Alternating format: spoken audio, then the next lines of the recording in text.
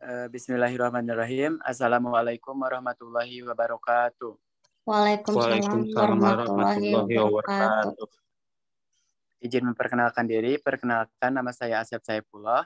Adapun teman saya Hamdi Waslan Pauji dan Lara Amelia Rosadi. Di sini kami dari kelompok 1 akan mempresentasikan tentang integrasi sosial, reintegrasi sosial, konflik, sebab terjadi konflik, penyelesaian konflik, beserta contohnya. Langsung saja ke materinya.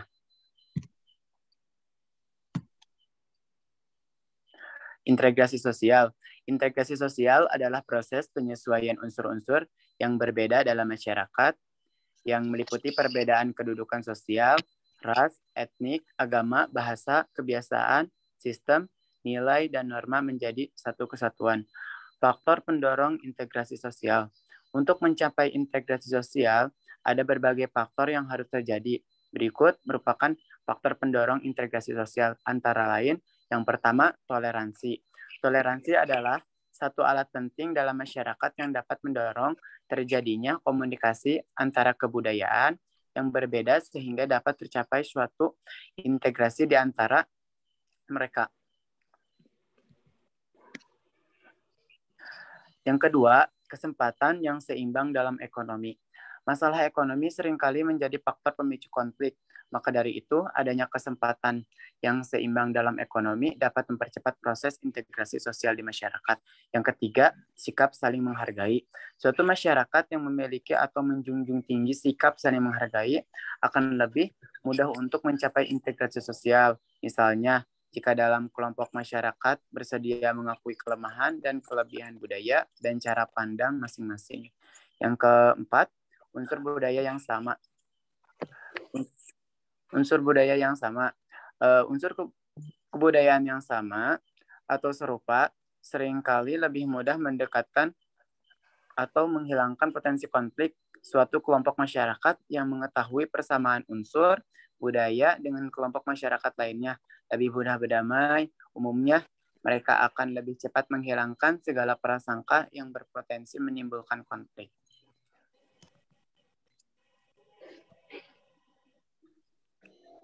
Selanjutnya, unsur budaya yang sama. Unsur kebudayaan yang sama atau yang selanjutnya, musuh bersama dari luar. Adanya musuh bersama dari luar cenderung memperkuat kesatuan masyarakat. Dalam situasi menghadapi ancaman, mereka akan bersatu untuk melawan musuh tersebut, sehingga setiap kelompok atau golongan tersedia melepaskan sisi egois masing-masing demi menghadapi musuh bersama. Selanjutnya, perkawinan campuran. Perkawinan atau pernikahan seringkali menjadi solusi menyelesaikan konflik.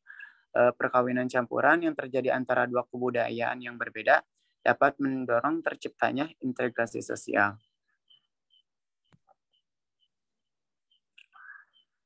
Selanjutnya, faktor penghambat integrasi sosial. Yang pertama, sikap tidak menghargai.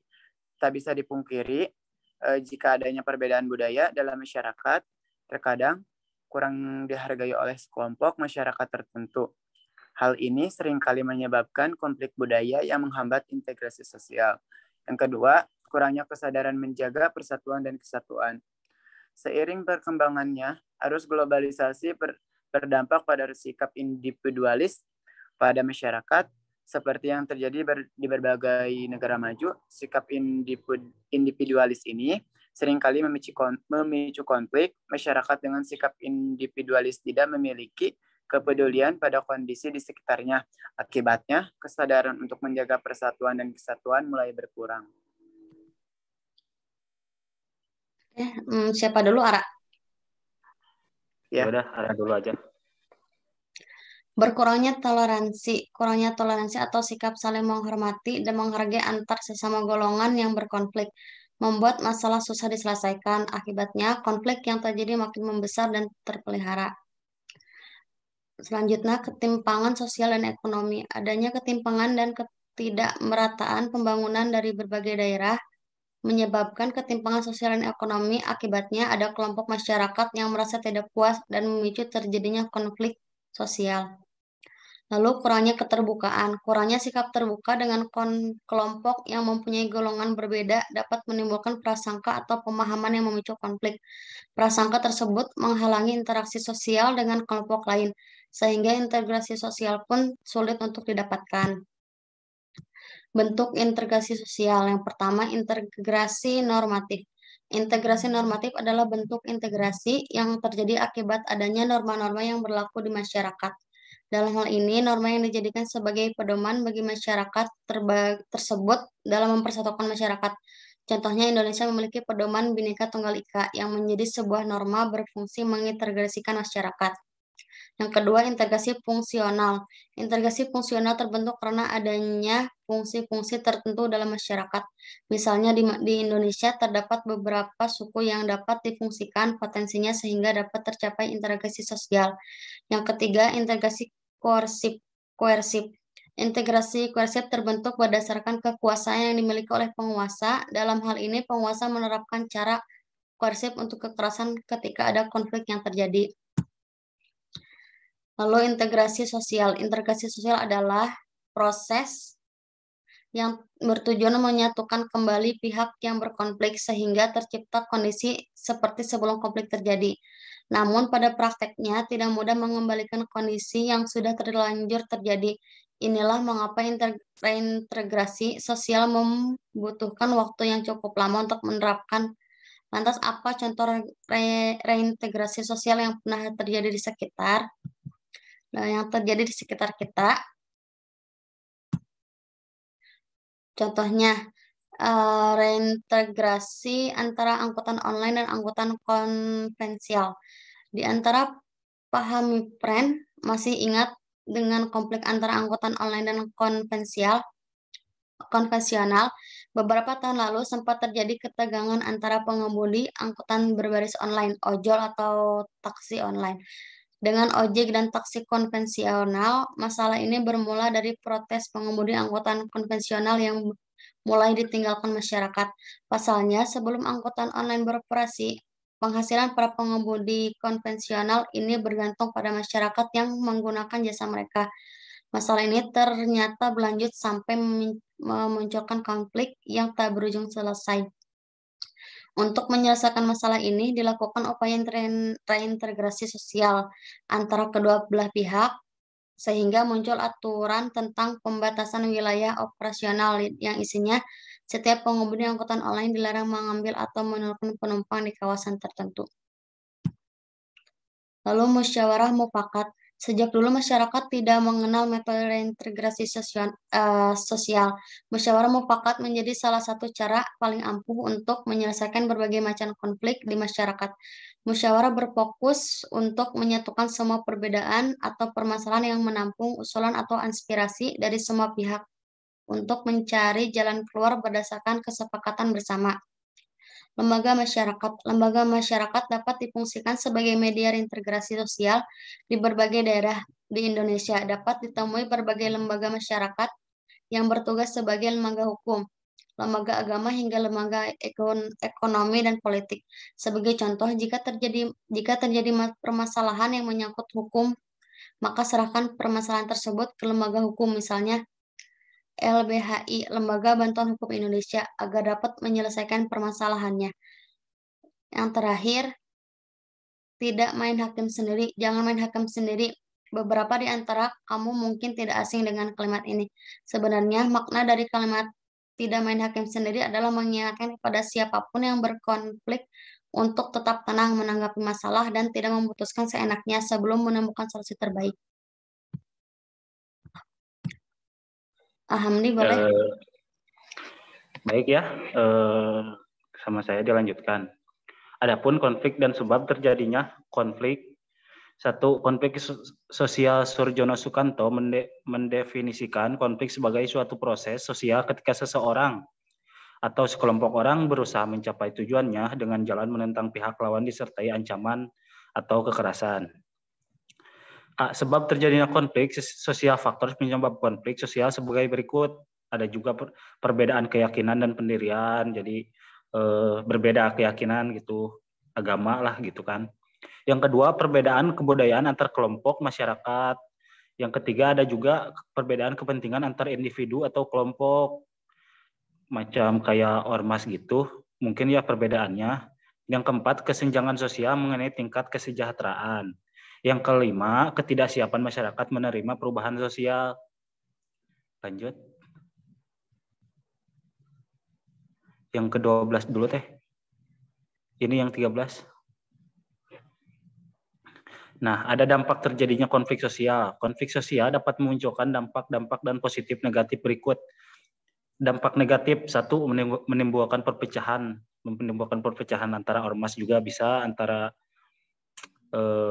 adat gitu kan. Sekarang banyak gitulah yang apa sih namanya teh, yang perang antar suku kan, itu perpecahan ya.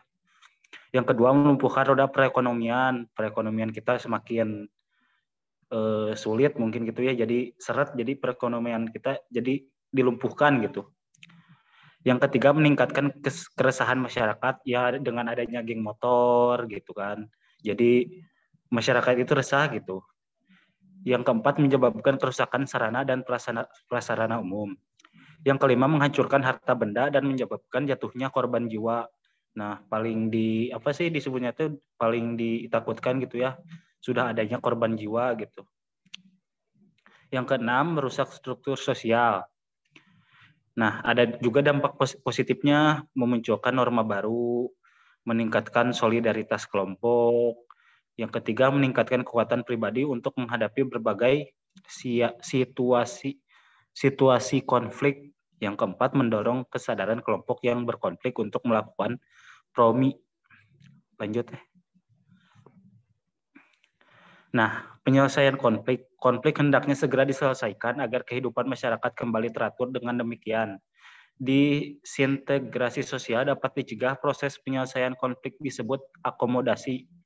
Akomodasi dapat dilakukan melalui berbagai metode penyelesaian konflik. Penggunaan metode penyelesaian konflik disesuaikan dengan tipe konflik, besarnya konflik, dan dampak yang ditimbulkan. Adapun beberapa metode penyelesaian konflik sebagai berikut. Kursi, yaitu akomodasi melalui paksaan fisik atau psikologis. Yang kedua, kompromi, yaitu pihak-pihak yang terlibat dalam konflik saling mengurangi tentukan mencapai suatu penyelesaian. Yang ketiga, arbitrase, yaitu cara untuk mencapai sebuah kompromi melalui pihak ketiga. Majelis arbitrase yang bersifat formal karena pihak-pihak yang bertikai tidak mampu menyelesaikan masalah sendiri. 4. Mediasi, yaitu akomodasi yang melibatkan pihak ketiga yang bersifat netral dan tidak berwenang mengambil putusan masalah. Negosiasi, yaitu proses komunikasi dua atau lebih pihak yang berkonflik untuk menyelesaikan permasalahan dengan mencapai permasalahan yang diterima semua pihak. 6. Konsolidasi, yaitu usaha mempertemukan pihak-pihak yang bertikai untuk mencapai suatu kesepakatan. Konsilasi merupakan mediasi yang bersifat lebih formal. Keputusan pihak ketiga dalam konsilasi bersifat tidak mengikat. Yang ketujuh, rekonsiliasi, yaitu usaha menyelesaikan konflik pada masa lalu sekaligus memperbarui hubungan ke arah perdamaian yang lebih harmonis. Yang kedelapan, stalemate, yaitu akomodasi yang terjadi karena kedua belah pihak memiliki kekuatan seimbang sehingga pertikaian berhenti dengan sendirinya. Yang kesembilan, transformasi konflik, yaitu upaya penyelesaian konflik dengan mengatasi akar penyebab konflik sehingga dapat mengubah konflik yang bersifat destruktif menjadi konflik konstruktif. Yang 10, adjudikasi, yaitu penyelesaian konflik di pengadilan. Lanjut teh.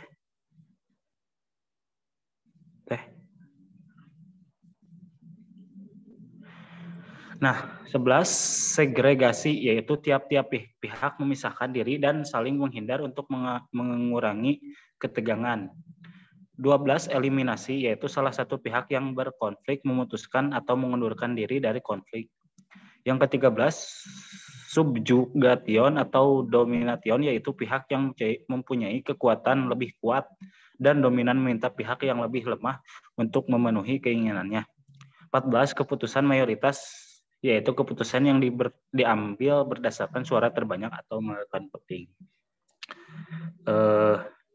Demikian ya presentasi dari kelompok kami. Mohon maaf bila ada salah kata ataupun apa, mohon dimaklumi, soalnya lagi belajar lah gitu, sama-sama belajar gitu. Nah, untuk teman kami yang yaitu Arifki sama Teh Wepi tidak bisa hadir, soalnya lagi sibuk kerja. Wassalamualaikum warahmatullahi wabarakatuh.